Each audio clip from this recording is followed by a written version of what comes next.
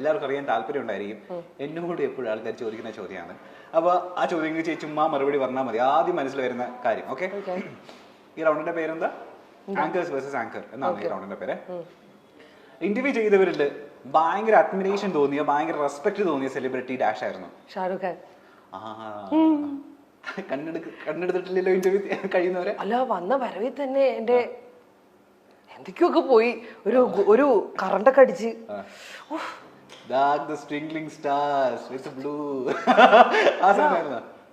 മമ്മൂക്കനെ interview ചെയ്തപ്പോഴാണ്. മമ്മൂക്കനെ ഞാൻ നേരിട്ട് കണ്ടപ്പോ എന്റെ കിളിയൊക്കെ ഇതുപോലെ പോയതാണ്. അത് പിന്നെ ഞാൻ ഒരു 2 പടം ചെയ്ത് കഴിഞ്ഞപ്പോ തന്നെ എനിക്കൊരു സമാധാനമുണ്ട്. ആളുടെ അടുത്ത് ചെന്ന് കഴിഞ്ഞപ്പോ അങ്ങനെ വിറവലൊന്നും വരില്ല. ഷാറുഖ് ഖാനെ കണ്ടിട്ട് ഔട്ട്, പിച്ച് ഔട്ടായി പോയി. ഞാൻ മൊത്തത്തിൽ ഔട്ടായി പോയി. ഞാൻ engine out completely. Shahrukh Khan ആയിരുന്നു. ഓക്കെ, അടുത്തത് ചേച്ചി ദയവ് ചെയ്ത് ഇനി വരുന്ന ഈ സാധനത്തിന് ചേച്ചി എന്റെ പേര് പറയരുത്. എനിക്കറിയാം ചേച്ചിക്ക് എന്റെ പേര് പറയാൻ. എനിക്ക് എന്നെ ഇന്റർവ്യൂ ചെയ്തതിൽ ഇഷ്ടപ്പെട്ട ആളാരാണെന്നായിരുന്നു ചോദ്യം. അല്ലേ, ഏറ്റവും ബ്യൂട്ടിഫുൾ ആയിട്ട് അല്ലെങ്കിൽ ഏറ്റവും ഹാൻസം ആയി തോന്നിയ ഇന്റർവ്യൂ ചെയ്ത സെലിബ്രിറ്റി ഡാഷ് ആണ്. ഞാൻ ഇന്റർവ്യൂ ചെയ്തിട്ട് സുന്ദരനായിട്ട് തോന്നിയ, ബ്യൂട്ടിഫുൾ ആയിട്ട് തോന്നിയ 2 പേര്. Obviously it Shahrukh Khan. ഞാൻ അങ്ങനെ ഒരുപാട് ആക്ടേഴ്സിനെ ഇന്റർവ്യൂ ചെയ്തിട്ടില്ല. ഇന്റർവ്യൂ ചെയ്തതോ പരിചയപ്പെട്ടതോ പറയാം. അങ്ങനെയാണ് മമ്മൂക്ക. എന്ത് സുന്ദരനാണെന്നറിയാമോ? സിനിമയിൽ കാണുന്ന പോലെയല്ല, നേരിട്ട് കാണാൻ ഭയങ്കര സുന്ദരനാണ്. ഞാൻ കണ്ടിട്ടുണ്ട് റൊഷാക്ക് മൂവിയുടെ ഭാഗമായിട്ട് നമ്മൾ ഇന്റർവ്യൂ ചെയ്തിരുന്നേ. എനിക്ക് ക്വസ്റ്റ്യൻ ചോദിക്കാൻ പറ്റണ്ടേ, പുള്ളിയുടെ ആ ഒരു ഓറയിൽ നമ്മളിങ്ങനെ നോക്കിയിരിക്കും. മമ്മൂക്കന് വേണമെങ്കിൽ നമുക്കൊരു 1 മണിക്കൂർ ഉള്ളിൽ വെറുതെ പ്രൈസ് ചെയ്തോണ്ടിരിക്കാം. ഇന്ന് സുന്ദരനാണ്. പക്ഷെ സൗന്ദര്യത്തിനേക്കാളൊക്കെ മേളില് I should tell this, since നമ്മൾ മമ്മൂക്ക എന്നുള്ളൊരു വാക്ക് പറഞ്ഞത് കൊണ്ട് ഈ സമയത്തും മമ്മൂക്ക എടുക്കുന്ന സ്റ്റാൻഡും മമ്മൂക്ക ചെയ്യുന്ന സിനിമകളും മമ്മൂക്കയുടെ ഓരോ തീരുമാനങ്ങളും it is beyond our imagination.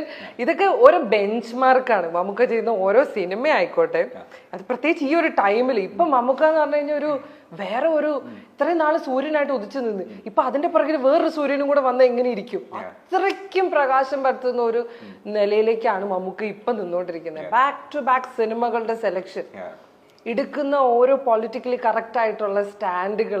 ഇപ്പൊ ജൂഡിന്റെ ഒരു വിഷയം വന്നു, അപ്പൊ മമ്മൂക്ക അതില് ഒരു കമന്റ് പറഞ്ഞു. അത് പറഞ്ഞപ്പോൾ സ്വാഭാവികമായിട്ടുള്ള നമ്മുടെ ഒരു സോഷ്യൽ കൺസ്ട്രക്റ്റിൽ എല്ലാവരും പറയുന്ന ഒരു കാര്യമാണ് മമ്മൂക്ക പറഞ്ഞത്. പക്ഷെ മാറി വരുന്ന സമയപരിതസ്ഥിതിയിൽ ആളുകൾ അത് പോയിന്റ് ഔട്ട് ചെയ്തപ്പോൾ ഈ സ്ഥാനത്ത് നിന്നിട്ടും ഇത്രയും പ്രിവിലേജ്ഡ് ആയിട്ടും അത് തിരുത്തി അതാരെങ്കിലും ഹേർട്ട് ചെയ്തിട്ടുണ്ടെങ്കിൽ ഞാൻ ക്ഷമ പറയുന്നു. ആ ഒരു സ്റ്റാൻഡ് എടുത്തതിന് സമ്മതിക്കണം. ഇതുപോലൊന്നും ചിന്തിക്കാനോ പ്രവർത്തിക്കാനോ മമ്മൂക്കയുടെ പൊസിഷനിൽ നിൽക്കണ ഒരാൾക്ക് പറ്റുന്നുണ്ടെങ്കിൽ that means he is a true human at his heart. പച്ച മനുഷ്യൻ, തങ്കം Mammukka. You are such a gem. എനിക്ക് അത് കണ്ടിട്ട് എനിക്ക് വീണ്ടും ഭയങ്കര പ്രേമം.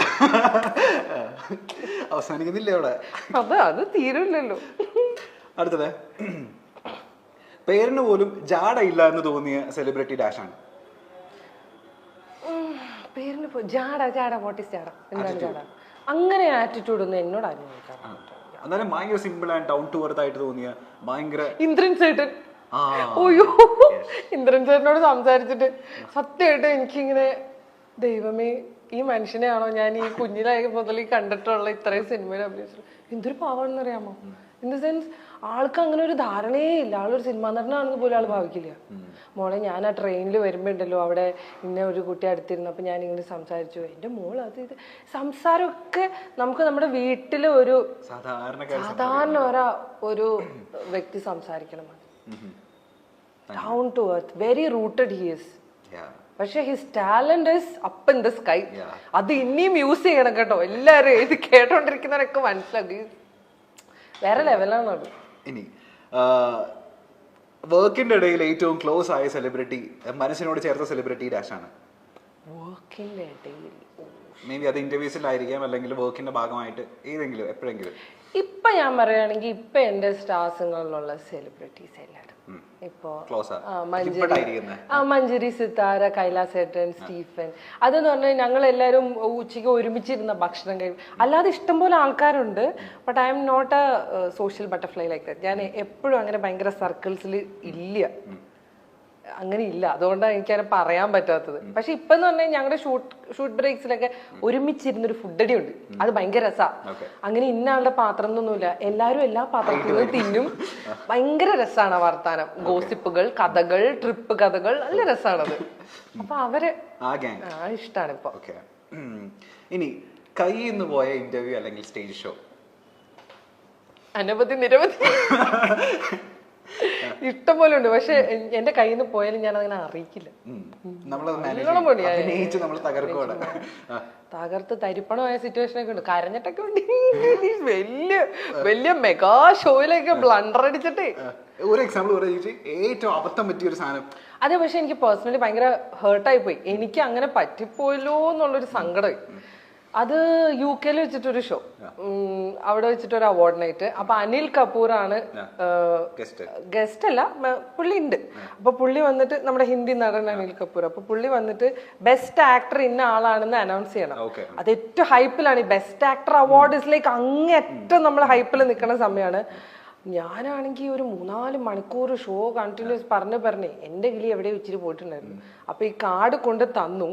അപ്പൊ അനിൽ കപൂറിന് ഞാനത് കൊടുത്തിട്ട് അനിൽ കപൂർ ആണത് വായിക്കേണ്ടത്. അത് പറഞ്ഞു പിടിച്ചു വന്നപ്പോ ഞാനത് അനൗൺസ് ചെയ്തു. അതാണെങ്കിൽ അനിൽ കപൂറിനോട്ട് മനസ്സിലാവണമില്ല. Anil Kapoor what did you say? ഞാന് ആൾക്കാര് കൂവാൻ നടക്കുന്നു. അപ്പൊ നമുക്കൊരു സംയമനം നമ്മൾ തിരിച്ചു പിടിക്കുന്നുണ്ടല്ലോ. നമ്മള് വളരെ നൈസായിട്ട് ഇതൊരു ഷൂട്ടാണ്, ഇത് കട്ട് ചെയ്തെടുക്കാൻ പറ്റുന്നൊക്കെ ഉള്ളൊരു പ്രിട്ടൻഷനിൽ ഞാനത് കൊടുത്തിട്ട് പറഞ്ഞു റീഡ് ഔട്ട് ദ നെയിം എന്ന് പറഞ്ഞു. പുള്ളി റീഡ് ഔട്ട് ചെയ്തു. അപ്പൊ ആൾക്കാർക്ക് ഒന്നും ചെയ്യാൻ പറ്റില്ല. അതാ ഞാൻ പറഞ്ഞത്, ഞാനത് നന്നായിട്ട് മാസ്ക് ചെയ്യും, പരിപാടി മാനേജ് ചെയ്യും. അതൊക്കെ തീർത്തും നല്ല പ്രസൻസ് ഓഫ് മൈൻഡ് നമുക്ക്. അതുപോലെ തന്നെ ഒരു പ്രാവശ്യം അതും ഇതുപോലെ തന്നെ ഈ സെയിം ടീമിന്റെ അവാർഡ്സ് UK വെച്ച് ബർമിംഗ്ഹാമിനെങ്ങാണ്ട് വെച്ചിട്ട്. അപ്പൊ മമ്മൂക്ക, സുൽഫിത്ത് മാം, എന്റെ അമ്മേ അത് ഞാൻ കണ്ടിട്ടുണ്ട്. പക്ഷെ ഒരു കാര്യം പറഞ്ഞാൽ അത് മാനേജ് ചെയ്തത് കിട്ടില്ലായിരുന്നു. ഞാൻ വിചാരിച്ചിട്ടുണ്ട് തന്റെ സ്ഥാനത്തൊക്കെ ഞാനായിരുന്നെങ്കിൽ എന്നെ വേറെ വല്ലവരും ആയിരുന്നെങ്കിണ്ടല്ലോ സത്യമായിട്ട് അവിടെ നിന്ന് കരഞ്ഞേനെ. കാരണം മമ്മൂക്ക് മുടക്കിയൊന്ന് അത് ഭയങ്കര സീനായിരുന്നു അത്. അപ്പൊ ചാനലിന്റെ സൈഡിൽ നിന്ന് റിക്വസ്റ്റ് ആയിരുന്നു ദുൽഖറിന് അവാർഡ് കൊടുക്കണത് സുൽഫിത്ത് മാം കൊടുക്കണം. അത് അവരോട് പറഞ്ഞിട്ടും ഇല്ല. മാം അങ്ങനെ സ്റ്റേജിൽ അങ്ങനെ വരുന്നത് വളരെ റെയർ ആയിട്ടാ. അപ്പൊ ഞാൻ പറഞ്ഞു ഞാനൊന്ന് ശ്രമിച്ചു നോക്കാന്ന് പറഞ്ഞു. ഞാൻ കേറിയിട്ട് ഞാൻ അനൗൺസ് ചെയ്തു ഈ അവാർഡ് കൊടുക്കാൻ വേണ്ടി സുൽഫിത്ത് മാം വരണം എന്നുള്ളത്. നമുക്ക് എടുത്ത വഴിക്ക് താഴെ നിന്നിട്ട് പുള്ളി ഓൺ ക്യാമറ തന്നെ പറഞ്ഞു പറ്റൂല. നമ്മള് തകർന്ന്.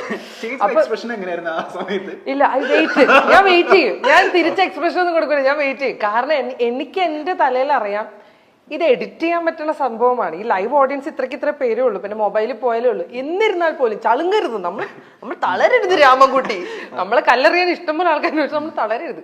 ഞാൻ നോക്കിയപ്പോ നമുക്ക് പറ്റില്ല എന്ന് പറഞ്ഞു. ദുൽഖർ അമ്മയുടെ കൈ കയറി പിടിച്ച് പോകണ്ടെന്നൊക്കെ, ദുൽഖർ ഇങ്ങനെ പോകണ്ടെന്നുള്ള രീതിയിൽ തടസ്സപ്പെടുത്തി. എല്ലാരും ഭയങ്കര അവർക്ക് ഇഷ്ടപ്പെട്ടില്ല പറഞ്ഞത്. അപ്പോഴും അവർക്കും അറിയില്ല അവാർഡ് കൊടുക്കേണ്ടത് ദുൽഖറിനാണെന്നുള്ളത്. അത് ഞാൻ പറഞ്ഞിട്ടില്ല. എന്നിട്ട് ഞാൻ വീണ്ടും പറഞ്ഞു. മൂന്നാമത് പറഞ്ഞു കഴിഞ്ഞപ്പോ നമുക്കുടെ മുഖമൊക്കെ ശരിക്കും മാറി. അപ്പൊ ഞാൻ പറഞ്ഞു നല്ലൊരു കൈയടി കൊടുത്താൽ സുൽഫിത്ത് മാം വരും. ആൾക്കാർ കൈയടിച്ചു. അങ്ങനെ ഞാൻ ഒരു തരത്തിൽ വിളിച്ച് സ്റ്റേജിൽ കൊണ്ടുവന്നു. ഇവരെല്ലാവരെയും മുഖം അപ്സെറ്റ് ആണ്. എന്നിട്ട് അവാർഡ് അനൗൺസ് ചെയ്തു ദുൽഖറിനാണെന്നുള്ളത്. Then it changed. അപ്പൊ എല്ലാവരുടെയും മുഖത്ത് ഭയങ്കര സന്തോഷം വന്നു. ദുൽഖർ വന്നു. ദുൽഖറിനും ഭയങ്കര ഹാപ്പി ആയി. അമ്മയുടെ കയ്യിൽ നിന്ന് അങ്ങനെ അതൊരു നല്ല മൊമെന്റ് അല്ലേ അത്. അത് ഞാൻ നോക്കുമ്പോ നമുക്ക് അത് വീഡിയോ എടുക്കുന്നു. അതിന് നമുക്ക് വീഡിയോ എടുക്കും. നമുക്ക് അത്രേ ഉള്ളൂ കേട്ടോ. ആ സ്പോട്ടിൽ അത് തീർന്നു. അതിന് വീഡിയോ എടുക്കുന്നു. അതൊക്കെ കഴിഞ്ഞിട്ട് ഈ പറയുന്ന മാതിരി അന്ന് ലേറ്റ് ഒരു ഡിന്നറിന് മാമിന്റെ അടുത്ത് സംസാരിച്ചു. ഞാൻ ചെന്ന് സോറി പറയാൻ ചെന്നപ്പോ മാം പറഞ്ഞു മോളെ എനിക്ക് അങ്ങനെ ഇച്ചിരി ടെൻഷനൊക്കെ വരും അതുകൊണ്ടാണ്. പക്ഷെ നല്ലതായിരുന്നു, സന്തോഷം. ഇതൊക്കെ ഒരുപാടുണ്ട്. ഇപ്പൊ നമ്മൾ എല്ലാവരും അറിയപ്പെടുന്നത് ജുവൽ മേരി എന്നാണ്. പക്ഷെ പണ്ടത്തെ ഒരാളുണ്ട് മേരി ജുവൽ, അതാണ് എന്റെ ശരിക്കും പേര്. ജുവൽ സ്കൂളിന്റെ സ്കൂളിന്റെ പേര്. സ്കൂളിൽ അന്ന് അറിയപ്പെട്ടിരുന്നത് മഹാ തല്ലിപ്പൊളിയായിട്ടുള്ള മഹാകുരുത്തങ്കേടായിട്ടുള്ള ഒരു കുട്ടിയാണെന്നാണ്. ഓർമ്മയുണ്ട് അന്ത ബാല്യകാലം? ഓഫ് കോഴ്സ് എനിക്ക് അതേ ഓർമ്മയുള്ളൂ. മറക്കാൻ പറ്റാത്ത, അതായത് നമ്മള് ഏറ്റവും ലൈഫിലെ ഏറ്റവും കുരുത്തക്കേട് ചെയ്ത മരണം വരെ മറക്കാത്ത ഒരു ഇൻസിഡന്റ് പറഞ്ഞ എന്തായിരിക്കും? ഇതൊക്കെ എല്ലാ ദിവസവും ചെയ്യണല്ലേ, ഇങ്ങനെ ഇന്നതൊന്നും ഇല്ല. I was A Gaja Pokkiri എന്ന് പറഞ്ഞു കഴിഞ്ഞാൽ. ഇപ്പൊ എന്താ പറയാ, ഫോർ എക്സാമ്പിൾ പറയുകയാണെങ്കിൽ എനിക്ക് ക്ലാസ്സിലൊന്നും ഇരിക്കാൻ ഇഷ്ടമല്ല. അപ്പൊ നമ്മൾ മനഃപൂർവ്വം അലമ്പുണ്ടാക്കിയിട്ട് അവരെ ഇറക്കി വിടും. ആദ്യം വരാന്തയിൽ മുട്ടുകുത്തും, അത് കഴിയുമ്പോൾ അവിടെ എണീപ്പിച്ചു നിർത്തും, പിന്നെ കൈ ഒക്കി പിടിച്ചു നിർത്തും. അപ്പൊ നേരെ താഴെ പ്രിൻസിപ്പളിന്റെ ഓഫീസ്. ഔട്ട്സ്റ്റാൻഡിംഗ് പെർഫോമർ, തീരെ അവാർഡാണ്. അവര് കുറെ നേരം കണ്ട് അവർക്ക് ബോറടിക്കുമ്പോൾ പിടിച്ച് അവിടെ പിടിച്ചു നിർത്തും, പ്രിൻസിപ്പളിന്റെ വാദിക്ക് നിർത്തും. ഒന്നുമില്ല, ക്ലാസ് ബോറാണ്. ഒരു റബ്ബർ എടുക്കാൻ ഫ്രണ്ടിൽ ഇരിക്കുന്നവനായിട്ട് കീച്ച. അപ്പൊ അവൻ തിരിയും. അപ്പൊ ടീച്ചർ നോക്കുമ്പോ ഒരു അലമ്പ്, സ്റ്റാൻഡപ്പ് മേരി ജുവൽ സ്റ്റാൻഡപ്പ്, ആ ബെഞ്ചിൽ ഇരിക്കുന്ന മൊട്ട അവന്മാര് എഴുന്നേറ്റോ പൊക്കോ. അന്ന് എന്ന് പറഞ്ഞു കഴിഞ്ഞാൽ ഞാനും കുറെ അലമ്പ് ബോയ്സും അങ്ങനെയാണ്. ഞങ്ങള് ബെഞ്ചിൽ ക്ലാസ്സിൽ എഴുന്നേപ്പിച്ച് നിർത്തിയിട്ടുണ്ട്. ക്ലാസ് നടക്കുമ്പോ നമ്മൾ എഴുന്നേറ്റ് കൈയൊക്കെ പൊക്കി പിടിച്ച് നിന്നിട്ടുണ്ട്. ക്ലാസ് ആമ്പിള്ളേരൊക്കെ നമ്മൾ ഇടിക്കുവായിരുന്ന. പിന്നെ ഞാൻ നല്ല അവന്മാരെ എന്നെ ഇടിക്കുമായിരുന്നു. അവരെ സംബന്ധിച്ചിടത്തോളം എന്നെ അങ്ങനെ ഒരു പെൺകുട്ടി എന്നുള്ള രീതിയിൽ അവരാരും കൂട്ടിയിട്ടില്ല. സത്യം പറഞ്ഞ അളിയൻ ബന്ധങ്ങൾ അല്ല അലമ്പായിരുന്നു. സസ്പെൻഷൻ ആയിട്ട് കിട്ടേണ്ടി വന്നില്ല. ഞാൻ സ്കൂൾ മാറുമല്ലോ കുറച്ച് കഴിയുമ്പോ. ചുരുക്കി പറഞ്ഞ ഈ പ്ലസ് ടു വരുന്ന എത്ര സ്കൂള് മാറിയിട്ടുണ്ട്? 5. സീരിയസ്ലി മാൻ, ഞാൻ ആമ്പിള്ളേരുടെ ഒക്കെ കാര്യത്തിൽ ഇങ്ങനെ കേട്ടിട്ടുണ്ട്. ഇത് അലമ്പ് മാത്രമല്ല, കുറച്ച് ഭയങ്കര ഇമോഷണൽ ട്രോമയൊക്കെ അടിക്കും, പ്രേമൊക്കെ പൊട്ടും. ഞാൻ പിന്നെ ഓരോ സ്കൂളിൽ നിന്ന് ഇറങ്ങി അടുത്ത സ്കൂളിൽ പോയി ചേരും. അതിനെ നന്നാക്കാൻ വേണ്ടി ഒരു സമയത്ത് കൊണ്ട് ഗേൾസ് സ്കൂളിൽ ഇട്ട്. അവിടെ നിന്ന് ഇറങ്ങിയപ്പോ കേക്ക് വൈസ് പ്രിൻസിപ്പൽ ഇറങ്ങിയപ്പോ എന്റെ ഫാദറിന്റെ അടുത്ത് നിന്ന് പറയാ, മോളെ ഒരിക്കലും ആർട്സ് കോളേജിൽ വിടരുത്, ഇവള് തീവ്രവാദിയായി പോകുന്നത്. അങ്ങനെയല്ലേ ഞാൻ നേഴ്സിംഗ് കോളേജിൽ എത്തിയത്. പഠിക്കാനുള്ള കാര്യത്തിൽ പഠിക്കും. നമുക്ക് ദൈവം കുറച്ച് ബുദ്ധി തന്നിട്ടുണ്ട്. ഇത് my brain is actually very good. എനിക്ക് 15 ദിവസം മതി എൻറ്റയർ വർഷമൊക്കെ പഠിച്ചു തീർക്കാൻ. അപ്പൊ അവസാനം പോയിട്ട് ഫുൾ അടിച്ച് പഠിച്ച് പാസ്സാവും. നമ്മള് ബി എസ് സി നഴ്സിംഗ് ആയിരുന്നില്ലേ? നഴ്സാണോ നമുക്ക് അധികം ആഗ്രഹമൊന്നും ഉണ്ടായിരുന്നില്ലല്ലോ. വെറുതെ വീട്ടുകാരുടെ നിർബന്ധത്തിന് വീട്ടുകാർ നിർബന്ധമൊന്നുമല്ല, അടിച്ച് തൂക്കി കോളേജിൽ കൊണ്ട് എറിഞ്ഞെന്നെ. പലപ്പോഴും വിവാഹ ആഘോഷങ്ങൾക്കൊക്കെ ഇവർ കുടുംബമായി എത്തുന്നത് കാണാറുണ്ടെങ്കിലും അവാർഡ് ഷോകളിലൊന്നും വേദികളിലേക്ക് കടന്നു വരാറില്ല ഈ അമ്മ. എന്നാൽ മമ്മൂട്ടിക്കും ദുൽഖറിനും പിന്നിൽ ഒരു വലിയ ശക്തിയായി തന്നെ ഇന്നും സുൽഫത്ത് നിലകൊള്ളാറുമുണ്ട്. ഇപ്പോൾ ജുവൽ മേരി വർഗീസിന്റെ ഒരു ഇന്റർവ്യൂവിൽ ജുവൽ പറഞ്ഞൊരു അനുഭവമാണ് ഏറെ ചർച്ചയാകുന്നത്. വീണ്ടും സ്റ്റേജിൽ വെച്ച് കണ്ണ് നിറഞ്ഞ വിറച്ചുപോയൊരു അനുഭവം ഉണ്ടായിട്ടുണ്ട് എന്ന് പറഞ്ഞുകൊണ്ടാണ് മമ്മൂക്കയെ പറ്റി പറഞ്ഞത്. മമ്മൂക്കയെ പറ്റി പൊതുവെ ദേഷ്യക്കാരൻ എന്നാണ് സിനിമാ ഫീൽഡിൽ എല്ലാം അറിയപ്പെടുന്നത്. മോഹൻലാലിനെ പോലെ അല്ല മമ്മൂക്ക. ഇത്തിരി ദേഷ്യമുണ്ട്. ആർക്കും പെട്ടെന്ന് അപ്രോച്ച് ചെയ്യാൻ പറ്റാത്ത ഒരാളാണ് മമ്മൂക്ക. ഒരു സ്റ്റേജ് ഷോയിൽ ദുൽഖർ അവാർഡ് കൊടുക്കാനായി സുൽഫത്ത് മാമിനെ സ്റ്റേജിലേക്ക് ജുവൽ മേരി വിളിക്കുകയുണ്ടായി. എന്നാൽ അത് കേട്ട ഉടൻ തന്നെ ഈ കുടുംബത്തിന്റെ മൊത്തം മുഖം മാറി. അതുവരെയും ചിരിച്ചുകൊണ്ടിരുന്ന മമ്മൂക്കയും സുൽഫത്തും ദുൽഖറും എല്ലാം ചിരി മാഞ്ഞു. അതിനിടയ്ക്ക് മമ്മൂക്ക ക്യാമറ നോക്കി പറ്റില്ല എന്ന് തന്നെ പറയുകയും ചെയ്തു. ദുൽഖർ ആണെങ്കിൽ അമ്മയുടെ കൈ വിടാതെ പിടിച്ചു. എന്നാൽ ഈ അവാർഡ് ദുൽഖറിന് കൊടുക്കാൻ വേണ്ടിയാണ് വിളിച്ചതെന്ന് ആർക്കും മനസ്സിലായില്ല എന്നതാണ് വസ്തുത. പിന്നീട് ദുൽഖറിന് അവാർഡ് കൊടുക്കാനാണ് എന്ന് പറഞ്ഞപ്പോൾ ഈ വേദി ശാന്തമാവുകയും അങ്ങനെ സുൽഫത്ത് മകന് അവാർഡ് കൊടുക്കുകയും മമ്മൂക്ക അത് ക്യാമറയിൽ പകർത്തുകയും ഒക്കെ ചെയ്തിട്ടുണ്ട്. താൻ വളരെയേറെ പെട്ടുപോയൊരു സിറ്റുവേഷൻ ആണ് അതെന്നും അത് എങ്ങനെ ഹാൻഡിൽ ചെയ്യണമെന്ന് തനിക്ക് അറിയില്ലായിരുന്നു എന്നും ജുവൽ മേരി പറയുന്നുണ്ട്.